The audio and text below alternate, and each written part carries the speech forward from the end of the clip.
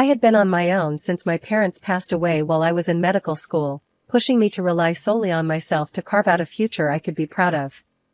After years of non-stop work, scrimping, and saving every extra penny, I finally managed to buy a townhouse. It wasn't just any townhouse, it was the culmination of my blood, sweat, and tears, sitting pretty in a decent neighborhood with a view of a cheerful little kindergarten across the street. The morning I bumped into Mark was like any other, except it wasn't. I'd grabbed my usual coffee from the corner cafe, a place where the barista knew my order by heart and didn't need to ask. Coffee in hand, I was lost in thoughts of my next shift at the hospital when it happened. I turned to leave and collided with someone, sending my hot coffee splashing all over both of us. "Jesus, watch where you're going," the guy exclaimed, a frown creasing his brow as he looked down at his soaked shirt. I felt my cheeks heat up with embarrassment. "Oh my God, I am so sorry. Here, let me help you clean that up," I stammered, feeling around my bag for some napkins, coming up empty. "Great." He sighed, then shook his head as he caught my flustered expression. "It's all right, no harm done. But I'm pretty sure these stains won't just wipe off with a napkin." "You're right, I'm so sorry. There's a laundromat around the corner. I can pay for the cleaning, it's the least I can do." He raised an eyebrow, then a small, amused smirk played on his lips. "Lead the way then, coffee spiller." As we walked to the laundromat, the initial awkwardness gave way to a more relaxed conversation. He introduced himself as Mark, a realtor who had just moved into the area. "What about you? I haven't seen you around before," he said as we handed his shirt over to the laundromat attendant. "I'm Ella," I replied. "I live just a few blocks from here. And yeah, usually I'm holed up at the hospital or resting at home, so not much of a local social butterfly." We sat down at a nearby diner while waiting for his shirt. Over a couple of coffees, carefully kept at a safe distance from him this time, we chatted about mundane things like work and our neighborhood. It was refreshing, talking to someone new without any pretensions. "Look, Ella," he said as we walked back to pick up his shirt, now stain-free, "I owe you one for helping me out. Let me take you out for dinner, my treat. No more coffee disasters, I promise." I hesitated for a split second. He seemed genuine, and after the morning's debacle, I felt like I could use a night out. "All right, Mark, it's a deal. But if this is some elaborate scheme to get free medical advice, you'll be disappointed." "Don't worry, I'll try to keep it strictly non-medical. How's Friday night?" "Friday works. It's a date then," I said, handing him his shirt. We exchanged numbers, and as I watched him go, I couldn't help but think maybe this strange encounter might just be a good thing. After that accidental coffee spill and the subsequent shirt rescue mission, Mark and I began to see more of each other. It started with that promised dinner, which turned out to be a delightful evening at a local Italian place he swore was the best in town. Mark was easy to talk to, and for a guy who sold houses for a living, he sure knew a lot about a lot of things. As the evening wound down, he looked at me, a playful challenge in his eyes. "So, life-changing enough for you?" I laughed, nodding.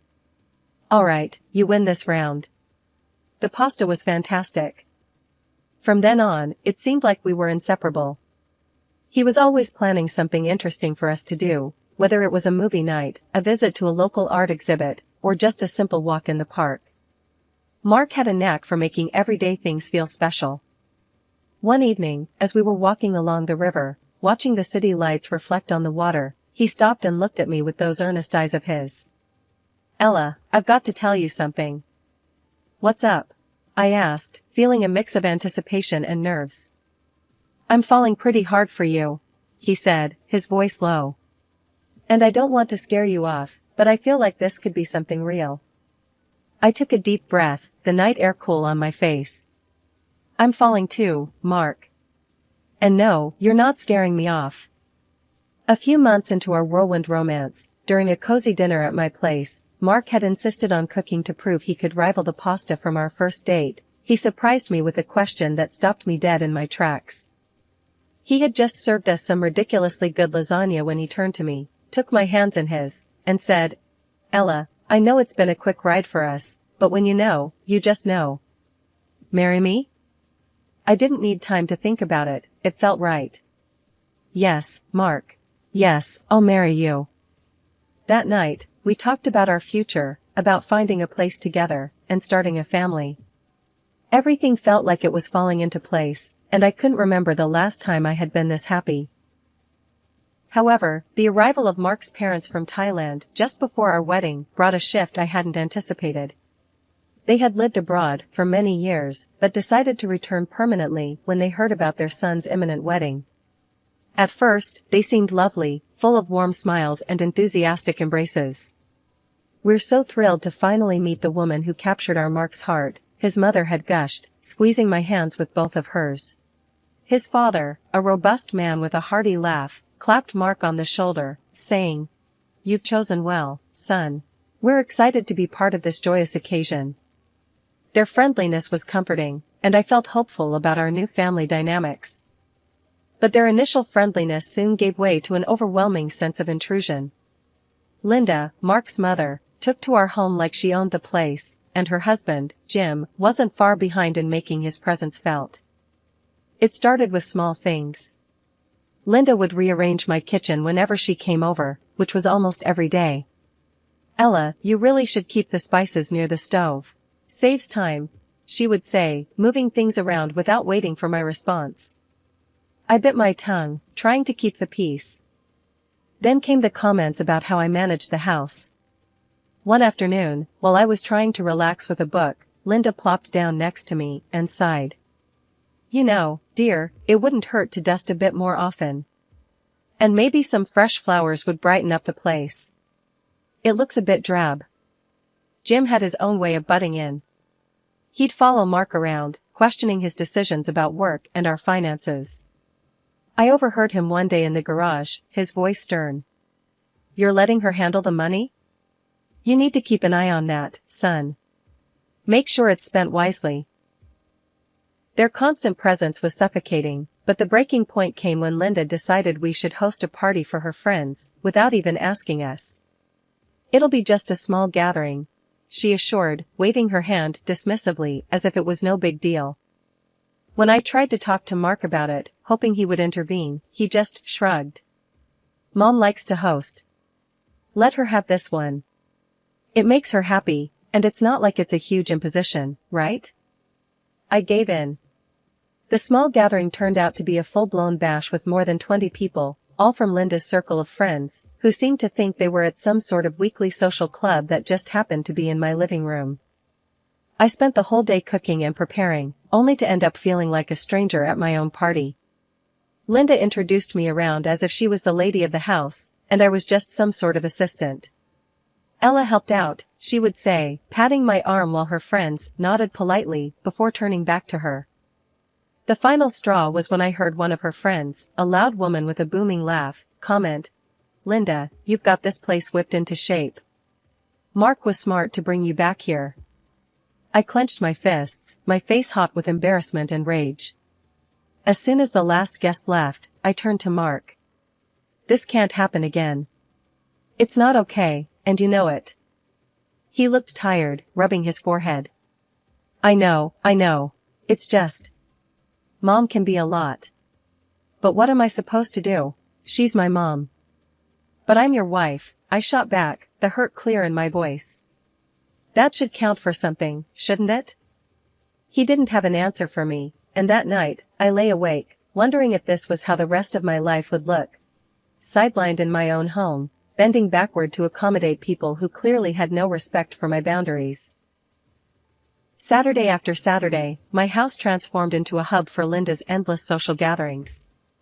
Every week, the invasion of her friends, along with their opinions and laughter, grated on me more.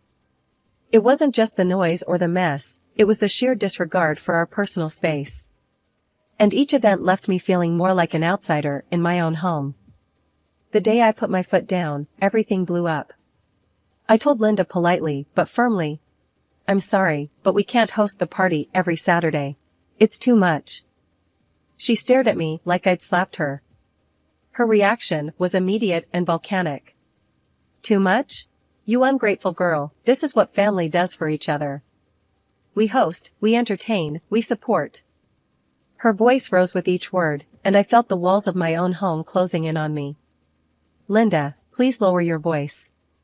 Let's talk about this calmly. But calm was nowhere on her agenda. Her face turned a shade of red I'd only seen in movies. She started pacing around, waving her arms, and then, to my horror, she began throwing decorative cushions across the room as if each one bore my face. You listen here. If you don't agree to these small favors, I can make things very difficult for you, my girl. She was shouting now, and her words sliced through any pretense of familial warmth we might have had. When she threatened to have me divorced from her son if I didn't comply, a cold shiver ran down my spine. Mark will listen to me. He always has. Don't think he'll choose you over his own mother. I was reeling. The woman was using divorce as a weapon to keep me in line. It hit me then, how deeply Mark was tied to his mother's apron strings. The realization was like a punch to the gut. Mark, hearing the commotion, rushed into the room. Mom, what's going on here? He looked from his fuming mother to me, his eyes wide with confusion. Your wife is being unreasonable, Mark. I'm only asking for a little cooperation, and she's denying us that. Mark glanced at me, his face pleading for peace. Ella, can't we just? No, Mark, we can't. My voice was firm, stronger than I felt. This isn't about a party. It's about respect and boundaries. Your mother just threatened to break us up. Mark's eyes flickered with shock, first at me, then at his mother. Mom, you didn't. Linda's gaze didn't waver, she was ready for battle. I did, and I will if she doesn't start showing some respect around here. She turned around and left the room, slamming the door loudly. Taking a deep breath, I made a choice, a radical one. Mark, I think we need to separate. Not for real, just on paper. We need to show your mom that we make our decisions together, not under duress. It took a lot of convincing, a lot of tearful discussions, and heartfelt promises that this was just a tactic, not the end for us. So, we did. We filed for divorce quietly, a sham for freedom. It was the hardest decision of my life, pretending to split from the man I loved to save our marriage from the overbearing clutches of his mother. The next Saturday, when Linda and her entourage of friends showed up at the house for their usual gathering, they were in for a surprise. I was waiting for them on the front porch, my posture rigid and my resolve firm. As Linda stepped out of her car, her smile faded when she saw me standing alone, door firmly shut behind me. Ella, dear, aren't you going to let us in? We have our little gathering, remember? Her voice carried that familiar commanding tone, but today, I was not going to yield. No, Linda. There won't be any gathering here today. Or any other day, I replied, my voice steady. She stared at me, her eyes narrowing. What are you talking about? This is my son's house, and I decide. It was your son's house. I corrected her sharply, cutting off her words. And as of last week, it's mine alone. We're divorced, Linda. Mark isn't living here anymore, and he won't be a part of these gatherings. Her mouth fell open, disbelief etching her features. Divorced? That's not possible. Mark would never. He did, Linda. And he agreed it was for the best, I said, not letting her intimidate me anymore. The power I felt at that moment, reclaiming my space and my life, was exhilarating. This is nonsense, she exclaimed, her voice rising. I'll call him right now. He'll straighten this out. Linda fumbled with her phone, her fingers shaking slightly as she dialed Mark. I could hear the dial tone, then Mark's voice answering. The conversation was brief, and Linda's face fell with each word Mark spoke. Turning back to me, her eyes filled with fury, she hissed, "You're ruining our family. You have no idea what you've just started." I know exactly what I'm doing, Linda. I'm ending the chaos you bring into my life every week. This is my home, and I will not be hosting or accommodating your social life anymore.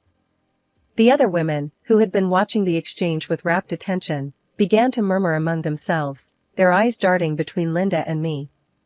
With a huff, Linda turned on her heel, her friends trailing behind her like lost puppies. They got into their cars and drove off, leaving a cloud of dust and a profound silence behind.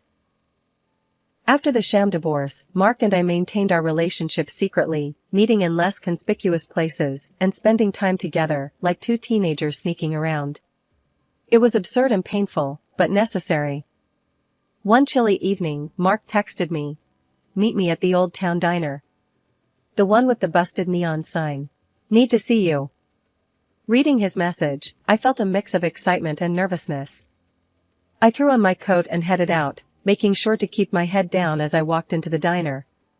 It was a quiet place, mostly forgotten by the town's newer residents, which made it perfect for us. As I slid into the booth across from Mark, I could see he was tired, the lines around his eyes deeper than I remembered. "Hey," I whispered, reaching across the table to squeeze his hand. "Hey," he whispered back, a small smile breaking through his fatigue. "I've missed you." "Me too," I said, my heart aching a bit. "How are you holding up?" Mark sighed, his gaze dropping to our intertwined hands. "It's been hard, Ella. Not seeing you, not being able to just come home. Mom's been, well, she's been herself." I nodded, knowing all too well how overbearing Linda could be. "But we're doing the right thing, right? Keeping our distance, for now, to make her see we're serious about needing space?" "Yeah, we are. It's just tougher than I thought." Mark squeezed my hand a little tighter. "But how about you? How have you been handling the house all alone?" I shrugged. "It's been okay. Quiet. Peaceful, even. I just miss having you there. The house feels empty without you." The waitress came by then, dropping off 2 mugs of coffee and a plate of fries. We both thanked her and waited for her to leave before continuing. "Ella, I've been thinking," Mark said, breaking a fry in half. "Maybe we should start looking for a place of our own. Somewhere new, where we can start fresh, away from all this drama." A new place. The idea was both thrilling and daunting. "I like that idea, but what about the money? And the house?" "We'll figure it out," he said confidently. "I can handle the house, maybe even talk to a realtor about putting it on the market. As for money, well, we've always been good at managing that together." "True," I agreed, feeling a spark of hope at the thought of a new beginning just for us. "Let's do it. Let's find our own place, something that's just ours." We spent the next hour talking about potential areas to live in, types of houses we liked, and how we'd decorate our new place. It felt good to dream together, to plan a future that seemed a little brighter than the past few months had been.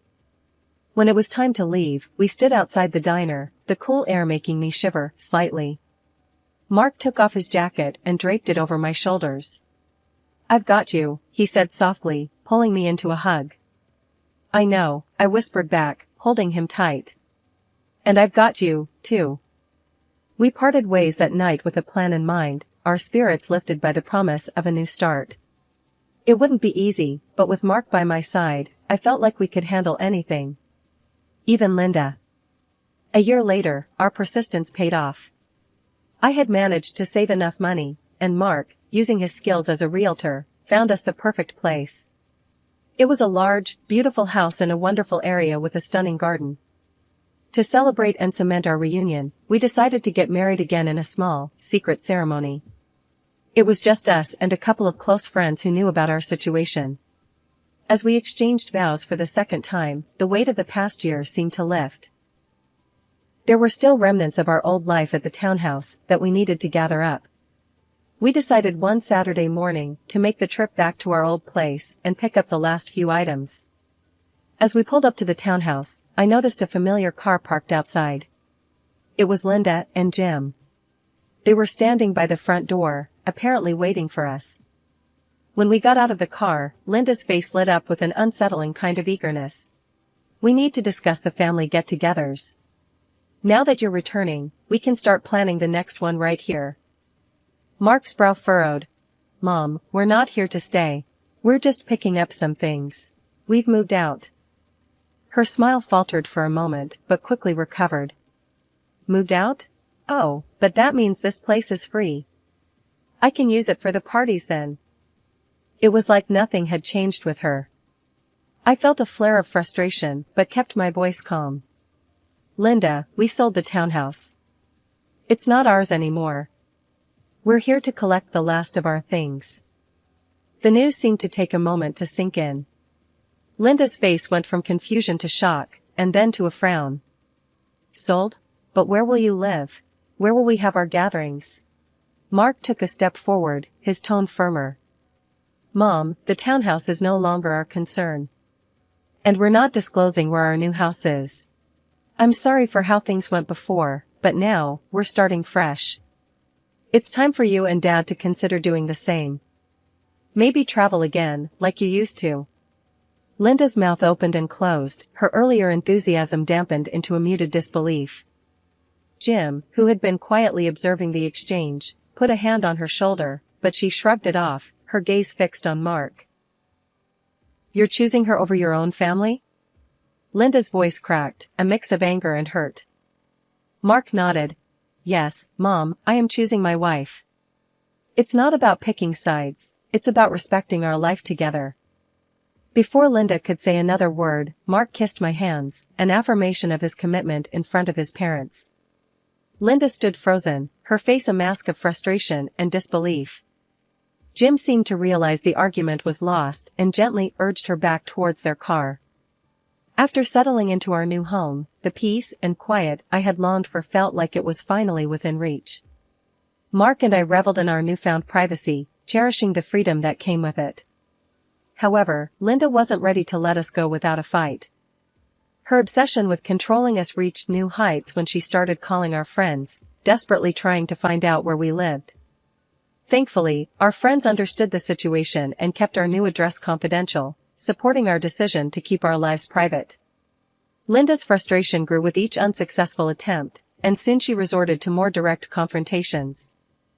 The phone calls began to increase, each one more demanding and invasive than the last. Mark and I decided early on that engaging with her would only encourage her behavior, so we started to ignore the calls. This seemed to infuriate her even more, pushing her to take drastic measures. One evening, after a particularly grueling day at the hospital, I was walking to my car when I spotted Linda lurking near the staff parking lot. My heart sank as I realized she was waiting for me. As I approached, her face twisted into a mix of anger and determination. Ella, you can't ignore me forever. Tell me where you live. Her voice was sharp, cutting through the quiet evening air.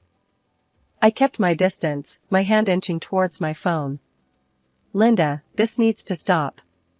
You're not welcome here, and you're certainly not welcome in our lives if you continue this behavior. She scoffed, stepping closer, her presence more threatening. You think you can just shut me out? Mark is my son. I have rights. I could feel my patience wearing thin, and my concern for my own safety growing. If you don't leave right now, I'm calling security. This is harassment, Linda. Her eyes narrowed, not believing I would take a stand. You wouldn't dare. Without another word, I pulled out my phone and dialed security. Within minutes, a security officer arrived, and I quickly explained the situation. Linda was still ranting as the officer approached us. The security officer stepped in, firmly. Ma'am, you need to leave the premises now. You are causing a disturbance. Linda's face flushed with anger, but the presence of security seemed to push her back into reality. She glanced between me and the officer, her resolve faltering. This isn't the end, she muttered, but her voice lacked conviction as she turned and hurried away. After the incident, I warned her that if she approached me again, I would not hesitate to involve the police and press charges for harassment. It seemed my firm stance finally made an impact. Linda's attempts to contact us abruptly stopped. Weeks later, Mark and I were relieved to hear from a mutual friend that Linda and Jim had decided to move back to Thailand permanently. The news brought a profound sense of relief. It felt like the final cloud hanging over our new life had been lifted, allowing us to truly start afresh.